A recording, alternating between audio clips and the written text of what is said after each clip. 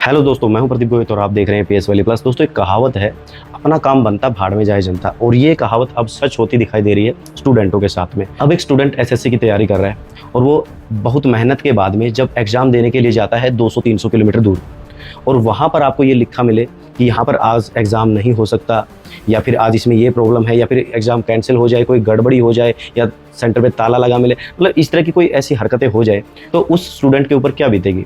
उसकी तो हालत ख़राब हो जाएगी। क्योंकि जो एसएससी की तैयारी कर रहे होते हैं, बहुत से स्टूडेंट ऐसे होते हैं जो मिडिल क्लास से होते हैं, जो इधर उधर के खर्चे मेंटेन नहीं कर पाते, दूर दूर एग्जाम देने के लिए जाना है कुछ भी। और दोस्तों, कई बार तो ऐसा हो जाता है कि जो स्टूडेंट अच्छे से तैयारी करके बैठा है, उसने एग्ज़ाम भी अच्छे से दे दिया है, लेकिन पेपर लीक होने की वजह से उसको वो एग्ज़ाम दोबारा नहीं देना पड़ता, उसको वो फॉर्म भी दोबारा फिल करना पड़ता है। मतलब वो जो फ़ी उसने भरी थी फॉर्म को फिल करने के लिए, अब वो उसको दोबारा देनी पड़ेगी।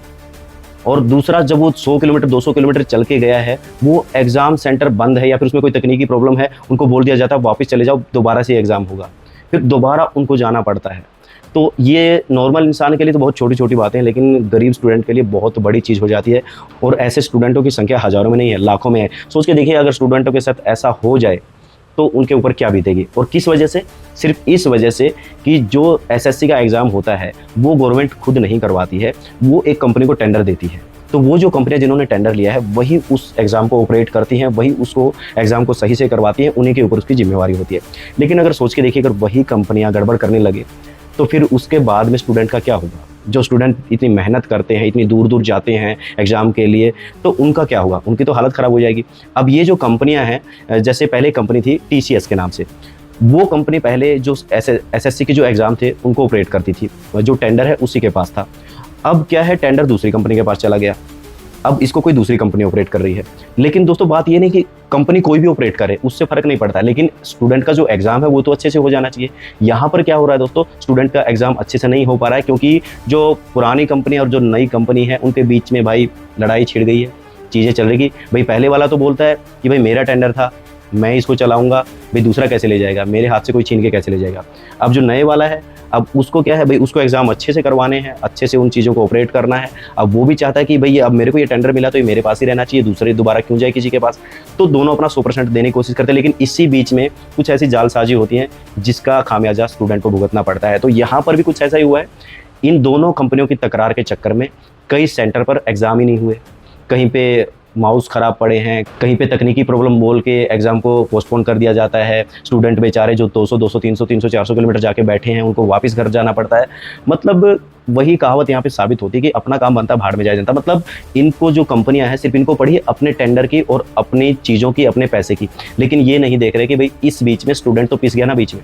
अब एक एग्ज़ाम सेंटर है, उसने थोड़ी आवाज़ उठाई है, उसने क्या किया, एक लेटर इशू किया है जो मैं आपको दिखा रहा हूँ। उसने उसमें स्पेशली कंप्लेंट डाली है कि जब मेरे सेंटर पे सब कुछ सही था, मैंने सब कुछ अच्छे से ऑपरेट करके रखा है, उसके बावजूद भी टीसीएस के लोग वहाँ पर आते हैं और धमकाते हैं, चीज़ों को बिगाड़ने की कोशिश करते हैं, जिसकी वजह से वो एग्ज़ाम हो नहीं पाता है। तो उन्होंने लेटर हेड के ऊपर ये लिख के दिया। अब दोस्तों, सिंपल सी बात ये है, आप कोई भी काम करिए, लेकिन इतना नीचे मत गिर जाइए कि आप अपने फ़ायदे के चक्कर में उन लाखों गरीब स्टूडेंटों को टारगेट करके बैठे हैं जिनके पास आने जाने का किराया नहीं होता है, दोबारा फॉर्म फिल करने का भी उनके पास खर्चा नहीं होता है। उनको टारगेट मत करिए, आपस में लड़िए, जितना मर्जी लड़िए, लेकिन उसका खामियाजा स्टूडेंट को ना भुगतना पड़े। अब इस लड़ाई के बीच में फ़ायदा किसी का भी हो, लेकिन नुकसान सिर्फ और सिर्फ स्टूडेंट का हो रहा है। तो ये कुछ चीज़ें हैं जिनके ऊपर सख्त एक्शन करने की ज़रूरत है। क्योंकि जैसे मैंने एसएससी के एग्ज़ाम का नाम लिया है और मैं ये जो वीडियो बना रहा हूँ, शायद कोई स्टूडेंट देख रहा होगा तो वो शायद इस दर्द को महसूस कर रहा होगा। क्योंकि पता नहीं कितने एग्ज़ाम हैं जो पोस्टपोन हो जाते हैं, जो होते ही नहीं हैं, पेपर लीक हो जाता है, तकनीकी प्रॉब्लम हो जाती है, या फिर वो फॉर्म को दोबारा फिल करवाया जाता है, दोबारा फीस वहाँ पे ली जाती है। तो ये ऐसी प्रॉब्लम, ये एक दुखती हुई रग है जो स्टूडेंट को अगर आप छेड़ोगे तो उसको पता चलता है कि इसमें कितना दर्द है।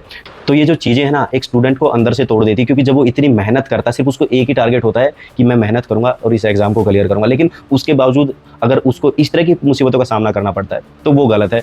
तो इस वीडियो को बनाने का जो पर्पज़ है सिर्फ यही था कि इस तरह की जो घटनाएं हो रही हैं उनको रोकना चाहिए, कैसे भी करके इसका क्या सोल्यूशन है, कुछ ना कुछ होना चाहिए। क्योंकि बेचारे स्टूडेंट किसी दोनों कंपनियों के बीच में क्यों पिसे, उनको क्या ज़रूरत है? वो तो अपना काम अच्छे से कर रहे हैं, फॉर्म अच्छे से फिल कर रहे हैं, अपने सेंटर पे टाइम से पहुंच रहे हैं, एग्ज़ाम की तैयारी अच्छे से करके आए, तो इसका खामियाजा वो क्यों भुगते हैं? अगर इसका खामियाजा भुगतना ही है तो उन कंपनियों को भुगतना चाहिए जिन्होंने ये गलती की है। तो आज की वीडियो में इतना ही, मिलते हैं अगली वीडियो में नए टॉपिक के साथ।